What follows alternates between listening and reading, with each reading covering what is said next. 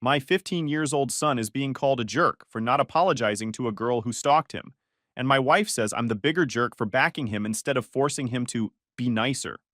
Hey Reddit, my son got dragged into something he never asked for. My wife and her best friend were way too invested, and I ended up caught in the middle trying to protect him while holding my ground at home. I'm not sure if I handled everything perfectly, but I can tell you this. It turned into a ride none of us are going to forget. I, 45 male, married, 2 kids, 17 female, 15 male. My wife, 41 female. And to keep it real with you, she's been getting more and more unhinged about certain things as she gets older. One of those things is her best friend. This woman moved to our town about 6 years ago. She's the same age as my wife, has 2 daughters of her own, 18 and 15. You can already see where this is going. From day one, my wife and her best friend started joking, except it wasn't really a joke, about how cute it would be if our kids ended up together. Like my son marrying her daughter was some kind of long-term project they could brag about. They'd make side comments during dinners. They'd nudge each other and laugh when the kids sat near each other. At first, I thought maybe it was harmless mom banter, but then it kept going, and going, and going. I straight up told my wife multiple times it was weird. I said it to her face. No sugarcoating. You sound creepy trying to plan our son's love life like this. He's 15, not your little matchmaking doll. Of course, she'd roll her eyes. Tell me I was overthinking it, but I wasn't. It rubbed me wrong from the beginning, and I've got pretty good instincts about when something is going to blow up later. Now here's the thing about my son. He's not shy, he's not a pushover, and he's not rude. He's a good kid, confident, knows what he likes, knows what he doesn't. When my wife's best friend's younger daughter, the 15-year-old, started showing interest in him about months ago, he came straight to me. He said, Dad, she keeps trying to talk to me like she likes me, but I don't like her like that. And he wasn't giggling about it. He wasn't nervous. He was dead serious. So I sat him down and we went over how to shut it down firmly without being an ass. Because look, you can say no and still keep it clean. And he did. He told her flat out he wasn't interested in dating her. She didn't take it well. She kind of brushed it off like he was joking, and she just kept going. From then on, it became this pattern. Every couple of months, she'd try again, asking him to hang out just them, pushing herself into group things, acting flirty when nobody asked her to. And my son, every single time, told her no. Clear as day. He even said it multiple ways. I'm not interested. I don't like you that way. I just want to be friends. But apparently in her head, no meant keep pushing until he cracks. And of course, instead of backing him up, my wife and her best friend would laugh it off. Oh, young love, they'll figure it out. Number. That's not young love. That's ignoring a boundary. There were some moments that really stuck with me. Like one night we had a family dinner at our place. The best friend brought her daughters.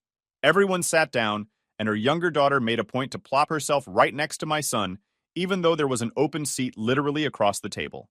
She spent the whole dinner leaning into him, asking him to pass her things. She could have easily grabbed herself, and at one point she even tried to jokingly feed him a bite of her dessert.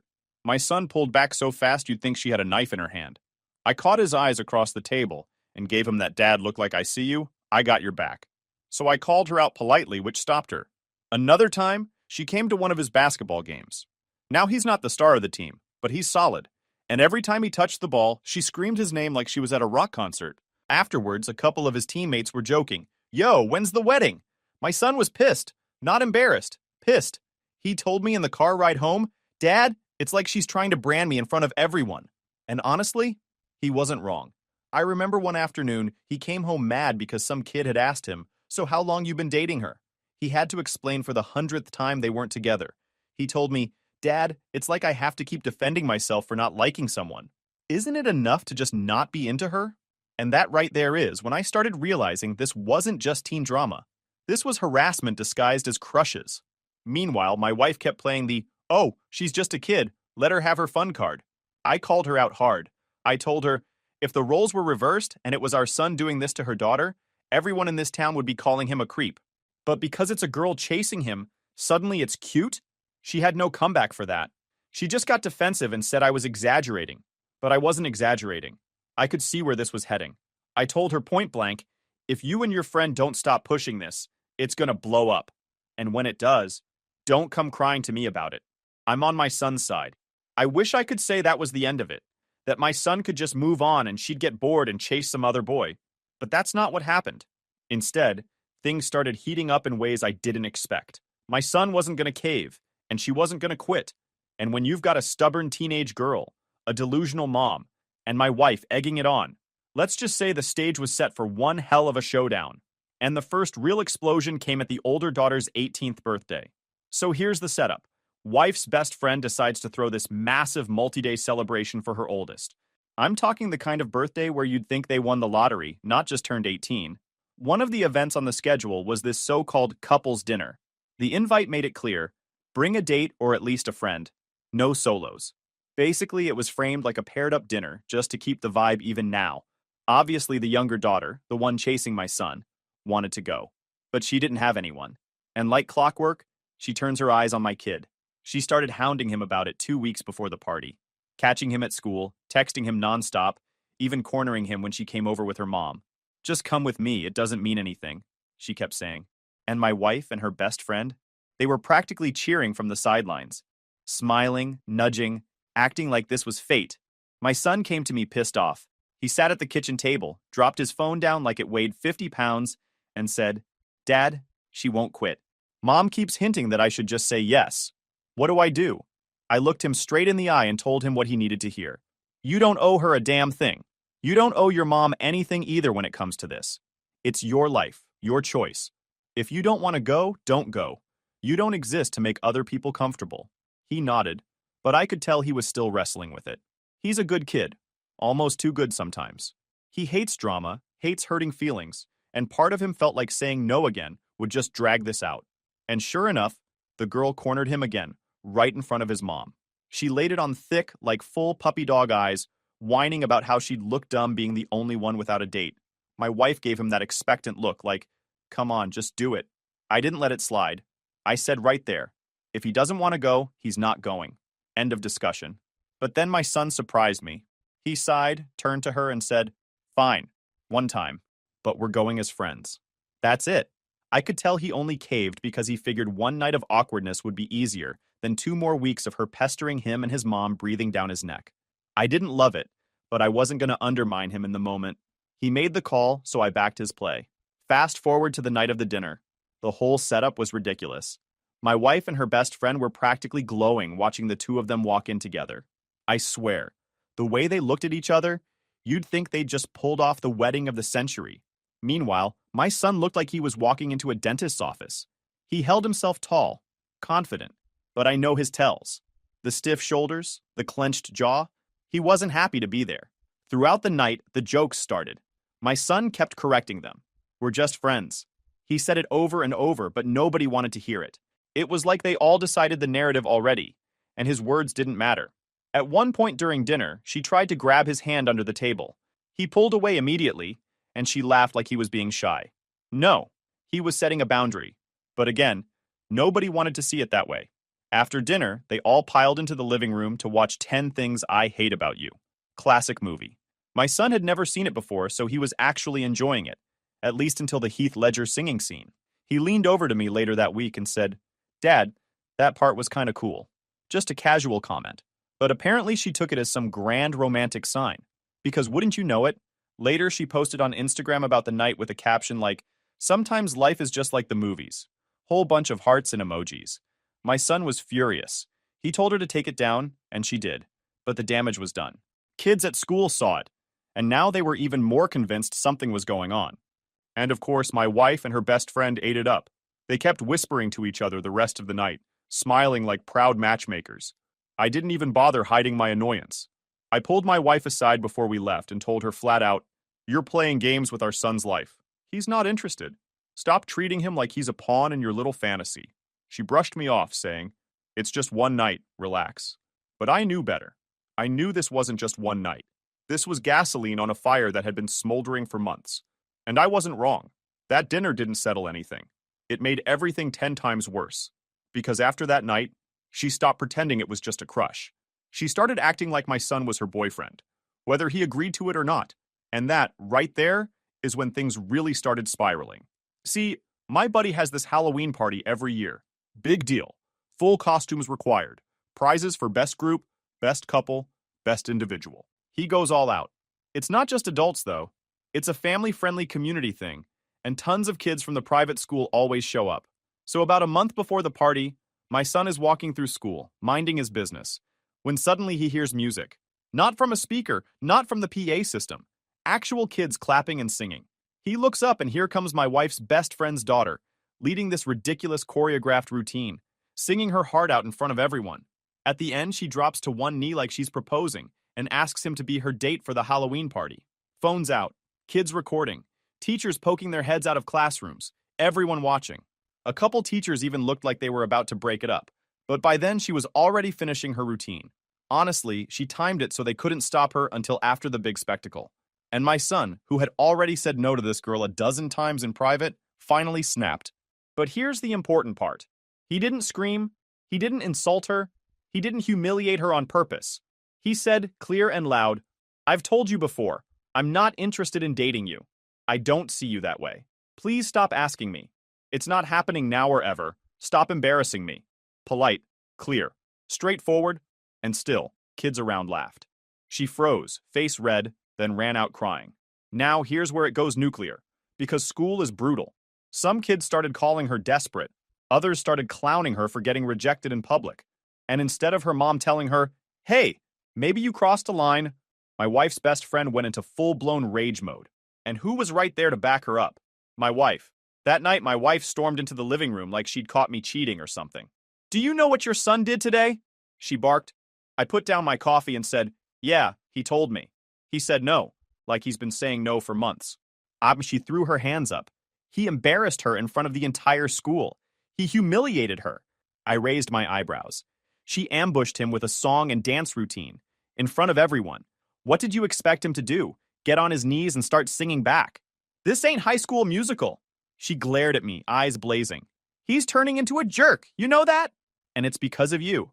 You encourage this cold, arrogant behavior. You're raising him to be just like you. Now here's the thing. Most guys might shrink at that. Try to calm the storm. I don't play that game. I leaned back in my chair, smiled, and said, if he gets his behavior from me, then I couldn't be prouder. Because what I see is a 15-year-old who can stand his ground, set a boundary, and not let anyone steamroll him. If that makes him a jerk in your eyes, then fine. I'm raising a damn good jerk. She went quiet for a second, but only because she was so mad she couldn't even form words. Then she stomped off and called her best friend, probably to complain about how toxic I am. Meanwhile, my son came downstairs later, calm as ever.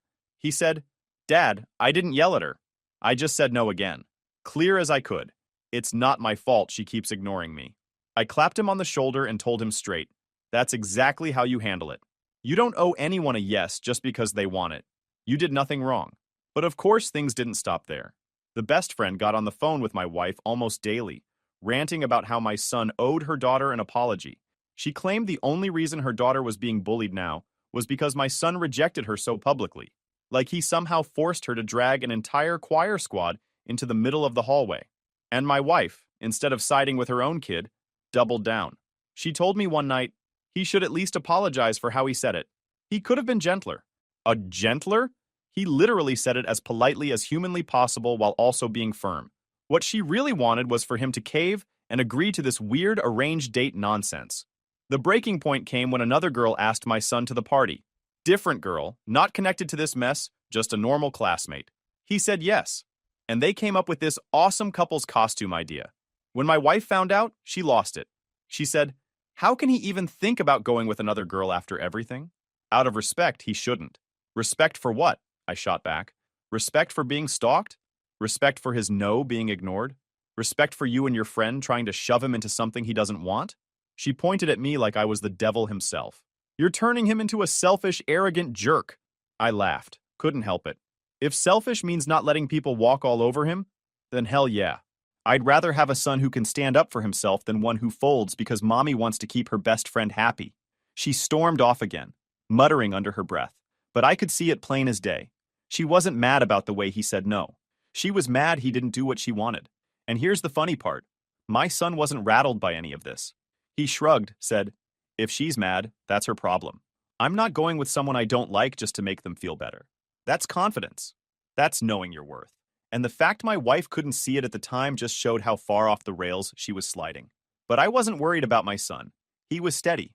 The real storm was brewing between me, my wife, and her best friend. And Halloween night, that's when it was all going to hit the fan.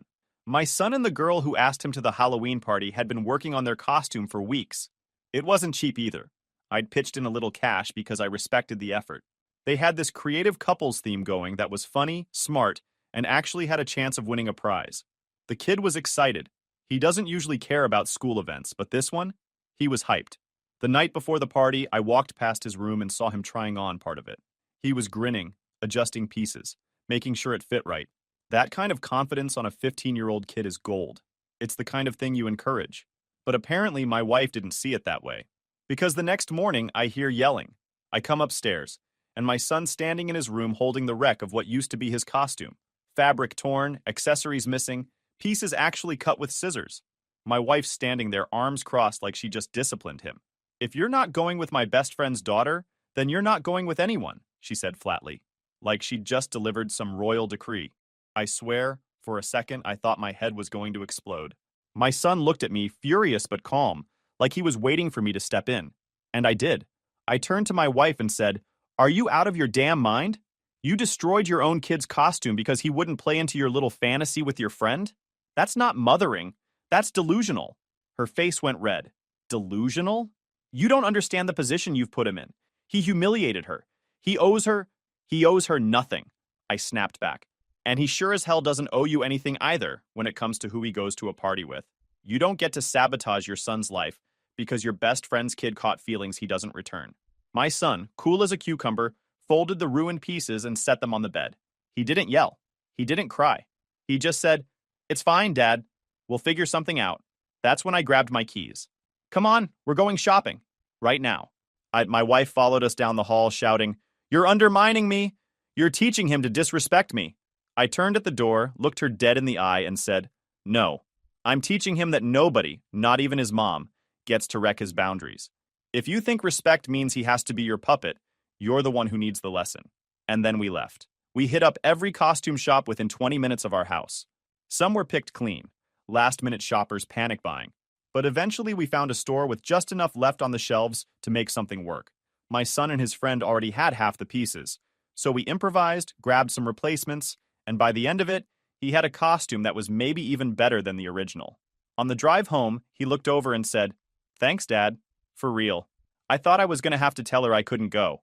I told him, "Listen, you never let anyone control your life like that. Not a girl, not a friend, not even your mom.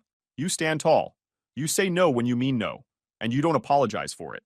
He nodded, and I could tell it stuck. Those are the kind of lessons boys remember. That night, my wife refused to get ready for the party. She sat in the living room sulking, saying she wasn't feeling it. Translation, she was pissed she couldn't bully our kid into doing what she wanted. I didn't waste energy fighting with her. I grabbed the keys, my son's date came over, and we headed out. The party's a mixed family thing. Parents hang out on the patio while the kids take over the dance floor, so I was still there when my son and his date walked in. Heads turned. They nailed it. I watched the kid light up as his friends cheered them on. For once, the attention wasn't about rumors or who he rejected. It was about him just having a good time. Throughout the night, they laughed, they danced, they posed for pictures. And the best part? Nobody cared about the other girl. Nobody brought her up. Nobody mentioned the drama. My son got to just be himself, with a girl he actually liked spending time with. Driving home, he was still smiling. That meant everything to me. I glanced at him and said, "See? Boundaries don't ruin your life. They protect it." We pulled into the driveway, and I knew the mood inside the house was going to be sour. Sure enough, my wife was still up, arms crossed, waiting like a guard dog. She didn't say a word to either of us, just gave us both the cold shoulder. I didn't care. My son didn't care. He went upstairs, happy. I sat down, kicked off my shoes, and let her stew in her own anger. Because at the end of the day, she could sulk all she wanted. What mattered was my kid stood his ground, and I backed him up. And no amount of delusional matchmaking fantasies was going to change that. But if I thought the worst of it was behind us, I was wrong. Because what happened after that party made everything look tame. The Monday after Halloween, it was like gasoline got dumped on the school rumor mill. Em hadn't even been at the party, but the photos and stories were everywhere by Sunday. When she saw my son with someone else, she lost her mind. First, she cornered the girl he went to the party with, right in front of half the cafeteria, called her names, accused her of stealing her boyfriend. My son wasn't even there when it started, but by the time he walked in, the whole room was buzzing. Two groups of girls had basically split into factions. Team M versus Team Leave Him Alone. Teachers had to step in, and the bullying? It ramped up tenfold. Kids were spreading fake stories that my son had led M on, that he'd cheated on her, that he was some cold player who ditched her for a prettier girl. None of it true, but high school doesn't run on truth. It runs on drama. By the end of the week, we got a call from the school. They wanted a meeting. The phrasing they used ticked me off immediately. We need to address the situation, since your son is considered the source of the conflict. The source? Not the girl who kept chasing him. Not the people spreading lies. My son for saying no. We showed up, me, my wife, my son, sitting across from the vice principal and one of his teachers. They talked about community harmony and helping to de-escalate. Then they dropped the real bomb. They wanted my son to step up and defend M publicly. Say something nice, stick up for her against the bullying. My son leaned back in his chair and said, calm as ever, no, I'm not doing that. The VP frowned. Why not? This would go a long way toward ending the hostility. And my son said, because she's been harassing me for months. If I defend her, it makes it look like I led her on. I didn't. I told her no over and over. That's not my responsibility. I swear I almost clapped. The VP didn't like that answer. He tried pushing back, saying maybe my son was exaggerating. That's when I stepped in. He's not exaggerating. If you don't believe him, we'll write down every single incident. Then you'll see. That night, my son sat at his desk and started writing. And let me tell you, reading that list was like stepping into a horror story. Stalking. She'd wait outside his classrooms. More than once, she literally followed him down the hall to his next period. He'd duck into the bathroom just to shake her, and she'd be standing there when he came back out. The destiny talk. She told him multiple times, it's already decided. You don't have a choice. We're going to be together no matter what. He said it gave him chills. Not in a good way. Sneaking. Whenever her mom came over, she'd wander upstairs. Twice he caught her in his room. She admitted to taking his hoodies, saying she wanted something that smelled like him. We thought a hoodie had gone missing months ago, but now it all made sense. After that, we laid down a new house rule. No guests upstairs, period. If her mom came over, she stayed in the living room. End of story. Ambushes. At lunch, she'd slide into his seat next to him without asking. She slipped folded notes into his bag, one of them saying, you can't run from this. We're meant to be. Another said, if I can't have you, nobody will. Reading it in black and white hit different. My wife sat there on the bed as he read it out loud. At first, she looked defensive, like she wanted to argue, but then her face changed. She went pale. Her eyes welled up. She put her hands over her mouth and whispered, I didn't know. I really didn't know. She broke down crying right there. She apologized to him first. I'm sorry I didn't believe you. I'm sorry I called you a jerk. I should have listened. Then she turned to me and said, and I'm sorry to you too. You were right. I was blind. I didn't gloat. I didn't rub it in. I just put my arm around my son and said, that's why I've been backing him this whole time. We ended up in this group hug, the three of us. For the first time in months, it felt like we were finally on the same side. Later that night, my wife asked my son if she could show the list to her best friend. He shrugged and said, go ahead. I don't care anymore. So she did. And predictably, the best friend doubled down. Claimed her daughter was just being romantic, that all teenage girls get carried away. My wife didn't buy it this time. She hung up on her. That's when she told me she was done. She wasn't cutting her best friend off completely, but she was going low contact. Until she apologizes to us, I don't want her around, she said. And for once, I actually believed her. But the school still had to deal with it. And with that list in hand, I knew we had leverage. The kind that could finally make them take my son seriously. So the next morning, my wife and I walked into the school office with my son, and that list in hand. The vice principal, who had brushed him off before, suddenly wasn't so smug when he saw 2 full pages of incidents, dates, and specific examples. He tried to keep his professional poker face, but you could see it rattled him. I slid the paper across the table and said, here's what your staff has been ignoring. They read it in silence. Every now and then, one of them would glance at my son like they were realizing he wasn't exaggerating. He'd been patient, polite, clear, and she had just ignored him over and over. Now it was undeniable. When they finished, I leaned forward and said, so, what's the school going to do about a student harassing another? Because if it were the other way around, if my son had done this to her, I think we all know the police would have been called already. They didn't argue. They said they'd review it against the school's code of conduct and take appropriate measures. For a private school, that can mean suspension, probation, even expulsion if the parents refuse to cooperate. My son stayed calm through the whole meeting, sitting tall, answering when asked. No fear in his voice. Proud dad moment right there. Afterward, my wife actually looked like a different person. She wasn't defending her friend anymore. She said on the drive home, I showed her the list, and she said it was just teenage crush stuff. She doesn't care. She'll never admit her daughter crossed a line. I told her flat out, then stop defending her.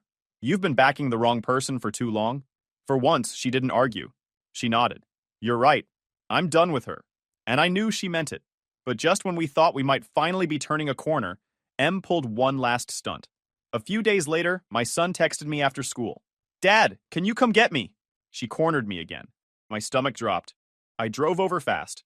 When he got in the car, he looked more annoyed than scared, but I could tell it had shaken him. He told me what happened. Em had waited by the side exit where she knew he left for practice. As soon as he walked out, she stepped in front of him, crying, yelling, making a scene. Kids walking by stopped to stare. She screamed at him, You ruined my life, just because I loved you. Everyone hates me now, and it's your fault. My son said he didn't flinch. He just looked at her and said, No. I told you no. You didn't listen. That's not love. That's you refusing to hear me. That only made her cry harder, saying he could have just given her a chance. He shook his head, walked past her, and texted me to pick him up. When he finished telling me, I looked at him and said, You handled that better than most grown men would have. You stood your ground.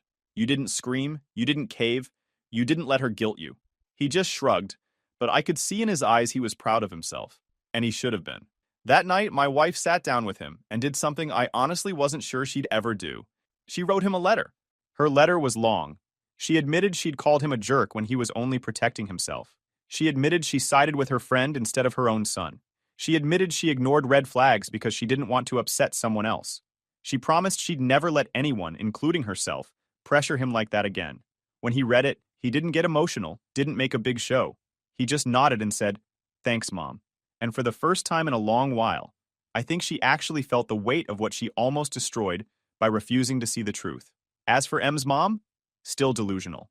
She called my wife later that week, demanding we get our son under control because apparently he'd been cold during the ambush. My wife, to her credit, shut it down. She said, No, he doesn't owe her anything. If you can't understand that by now, don't bother calling me again. Then she hung up, and that's where things stood. My son was finally free from their nonsense. My wife was firmly on his side, and Em, she was spiraling. But the final chapter hadn't been written yet, because when people refuse to face reality, they either learn the hard way or they get crushed by it. In Em's case, it was both. 2 months later, her parents quietly pulled her out of the private school. Word was they couldn't handle the fallout anymore. The rumors, the stares, the fact that teachers now treated her like a liability instead of a sweet, misunderstood girl. They enrolled her in the local public school, probably figured a fresh start would fix things, but the damage was already done. A week after the switch, my son got an email from her. Not a text, not a DM, a full-on long email. She finally admitted she'd pushed too far, admitted she'd embarrassed herself, admitted she'd made him uncomfortable. The key line was, I'm sorry for everything. I hope maybe we can still be friends. My son read it twice, then showed it to me. He wasn't smug about it. He wasn't gloating. He just sighed and said, I guess she finally got it. I asked him what he wanted to do, and he didn't hesitate. He wrote back, I accept your apology, but I think it's better if we keep our distance. I wish you luck at your new school. Simple, clear, final. That's my boy. 15 years old, handling it with more maturity than most adults. Of course, her mom couldn't leave it alone. She was still on this crusade that my son owed her daughter an apology, as if he was the one who'd harassed her. And for once, my wife didn't even flinch. She shut it down so hard I almost wanted to clap. That was the moment I knew my wife had truly snapped out of it. The blind loyalty to her best friend was gone. And honestly, that phone call probably ended their friendship for good. Meanwhile, the school wasn't messing around anymore either. A few kids who fueled the drama, spreading lies, bullying, piling on, got disciplined. Detentions, suspensions, some even got barred from extracurriculars for a semester. The administration finally admitted they'd mishandled things early on, and the vice principal who had called my son the source actually apologized to him in person. Did it undo all the crap he went through? Number. But it was validation. And for a teenager, that matters. The best part? My son hasn't let it shake him. He still hangs out with friends, still plays ball, still laughs at dumb memes with his sister. He never let M's obsession define him. If anything, he came out of it sharper, more confident, more sure of himself. Looking back, I can say this. The adults failed here more than the kids. My wife and her friend thought they were being cute, setting up their kids like it was a rom-com. But life isn't a rom-com. Forcing teenagers into some fantasy only ends in disaster. Her daughter learned that the hard way. My wife almost learned it too late. But my son? He proved he's his own man already. He said no when he needed to. He stood tall under pressure. And he didn't let guilt, manipulation, or his own mother's frustration break him. I told him flat out the other night, if you keep living your life with the same backbone you showed here, you'll be just fine. Doesn't matter what anyone throws at you. He smiled, shrugged like he always does, and said, guess I learned from you. Damn right he did. YouTube just dropped this new hype feature. If you're hooked on this story, smash that hype button. It tells YouTube this video deserves to blow up, and it keeps even crazier stories coming your way.